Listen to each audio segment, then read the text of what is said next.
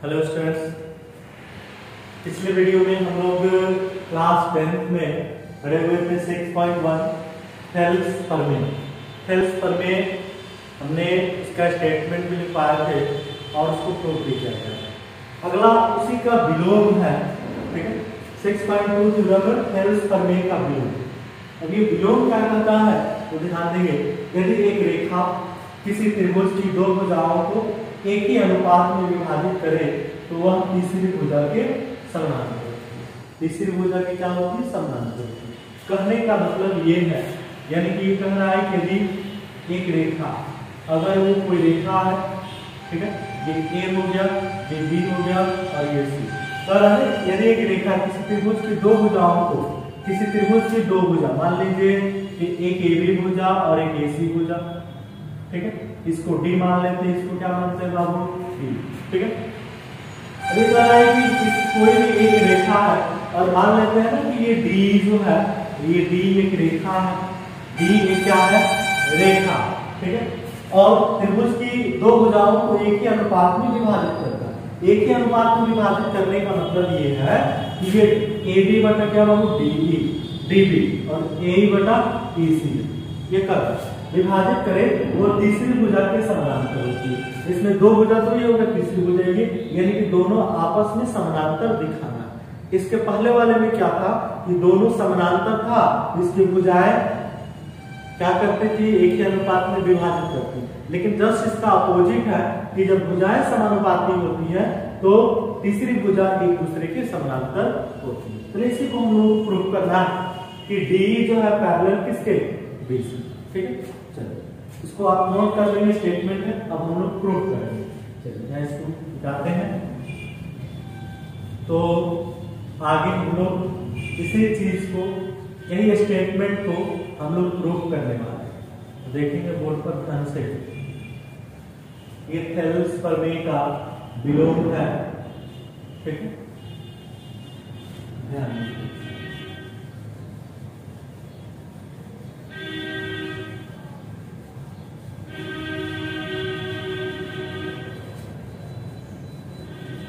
ये थेल्स परमे का विलोम। सबसे पहले हम लोग गिवन में लिखेंगे, तो गिवन में क्या लिखेंगे थोड़ा सा आपको ध्यान देना है।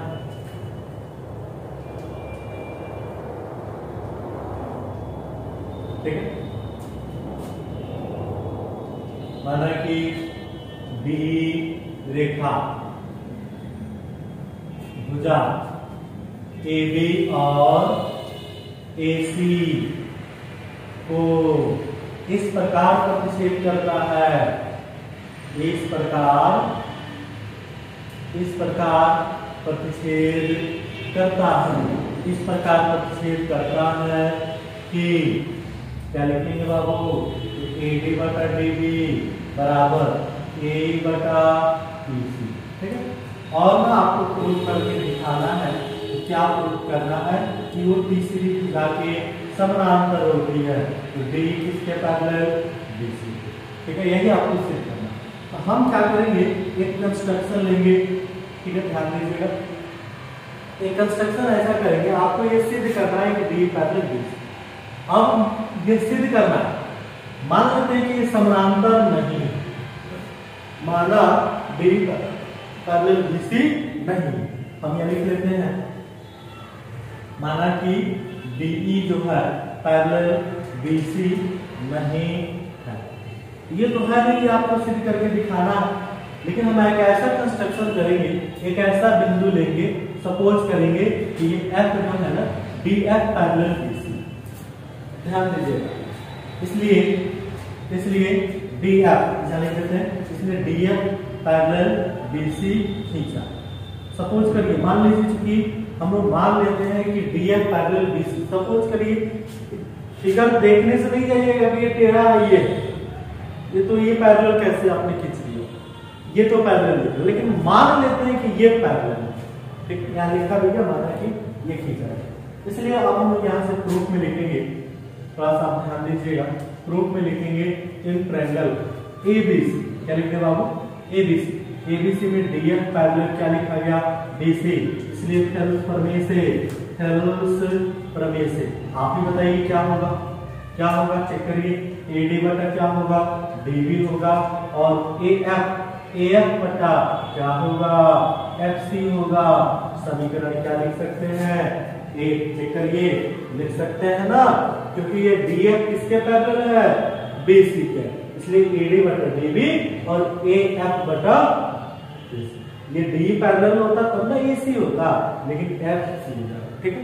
किंतु आप नोट करते लेंगे, नोट कर लेंगे, ठीक है। आगे हम आपको बताते हैं किंतु क्या लिखेंगे, लेकिन किंतु दिया क्या है ये भी तो लिखना होगा। क्या बाबू, जो दिया है उसको भी तो लिखना होगा ना। चलिए, तो ये समीकरण 1 जो हमारा हो गया, और समीकरण 2 में हम लिखते हैं किंतु। आप देखिए क्या लिखे, किंतु दिया है, किंतु दिया है, क्या दिया है बाबू, तो आप चेक करिए, किंतु ये दिया है ना, और इसको मान लेते हैं समीकरण सेकंड।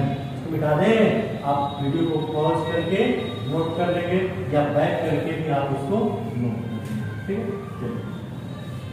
तो अब आप देखते हैं समीकरण 1 और 2 को अगर आप देखेंगे, ध्यान से देखेंगे, तो देखिए ये और ये दोनों बराबर है, इसलिए ये भी दोनों क्या होंगे, बराबर होंगे कि चेक करिए, होगा ना, ये दोनों क्या होगा, बराबर होगा, ठीक है। जब बराबर होगा थोड़ा सा ध्यान दीजिए, इसलिए लिख देते हैं from equation first and second, from equation first and second, ठीक है। क्या लिखते हैं, AE बटा क्या लिख दें EC बराबर क्या लिख दें AF बटा क्या लिख दें FC। हो सकता है ना, लिखा जा सकता, समझ में आ रहा। AE बटा क्या लिख दें AC लिख दिया गया, AF बटा क्या लिख दिया गया AC लिख दिया, दोनों में लिख दिया गया। अब आप चेक करिए, तो हम लोग क्या कर सकते हैं, ये दोनों जो इक्वेशन है, दोनों में अगर हम चाहें तो क्या कर सकते हैं, चेक करेंगे आप। हमने लिखा है यहाँ पे AD बटा DB, AE बटा EC, ये पहले से दिया है, और यहाँ पे AD बटा DB और AF बटा FC। जब ये दोनों बराबर हैं, ये दोनों बराबर हो गए, A बटा EC और AF बटा क्या लिख दिया गया FC लिख दिया गया, ठीक है। जब ये दोनों लिख दिया गया समीकरण 1 और 2 से, AE बटा EC चेक करेंगे, AE बटा EC लिखा है, ये दिया, और AF बटा FC, तो उसी के समानांतर है कि नहीं। ये जब पैरेलल है, जब समानांतर है, तो होगा ही, यही बटा क्या हो जाएगा AC हो जाएगा, ठीक है। तो आगे अगर चाहें तो अगर हम दोनों में एक तो जोड़ नहीं सकते, ठीक है। आप चेक करेंगे तो हम लोग को पैरेलल प्रूफ करना है, तो पैरेलल प्रूफ तभी होता है, यहाँ पे एक कंडीशन ये हो सकता है DF parallel BC, DF parallel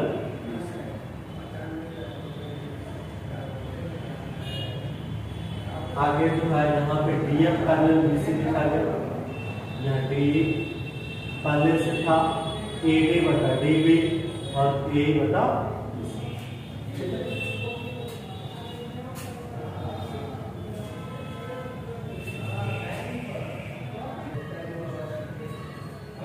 आगे आगे हम लोग क्या करते हैं, दोनों तरफ में एक जोड़ देते हैं। आप चेक करेंगे, इसको मिटा देते हैं यहाँ से, आगे देखिएगा, दोनों में हम क्या करेंगे, एक जोड़ देते हैं। क्या जोड़ दें बाबू, एक, ठीक। ध्यान दीजिएगा, यहाँ पे क्या है AE बटा EC है, ठीक है, बराबर क्या है AF बटा क्या है FC, ठीक है। यही है, दोनों में क्या जोड़ दिया गया, एक। इसमें भी हम क्या करते हैं, एक जोड़ देते हैं, और इसमें भी क्या करते हैं, एक जोड़ देते हैं। जब एक जोड़ देंगे, यहाँ EC होगा कट जाएगा, ये हो गया AE प्लस क्या होगा EC, इसमें भी एक जोड़ा गया। एलसीएम निकालते हैं, जैसे हम लोग एलसीएम निकालते आते हैं, ठीक है। चलिए ये दोनों आप जोड़ेंगे, AE प्लस EC, चेक करिए, AE प्लस EC क्या होगा, AC होगा कि नहीं, या नीचे EC होगा, और AF प्लस FC ये भी क्या होगा AC। चेक करिए होगा कि नहीं बाबू, AC और AC कट जाएगा। यहाँ देखिए AC बराबर क्या हो गया FC। कहने का मतलब ये है कि ये जो EC जो बराबर है वो किसके बराबर होगा, FC के। इसलिए हम यहाँ लिख सकते हैं, इसलिए E और F बिंदु, E और F बिंदु क्या होंगे, तो संरेख होंगे। क्या होंगे, संरेख होंगे। एक ही बिंदु है, इसलिए एक ही बिंदु है कहने का मतलब जब DF पैरेलल BC है तो E और F बिंदु तो एक ही है, इसलिए DF पैरेलल क्या हो जाएगा, BC हो जाएगा। यही आपको प्रूफ करना है, बन जाएगा। फिर आप इसको बना लेंगे, ठीक है। Thank you.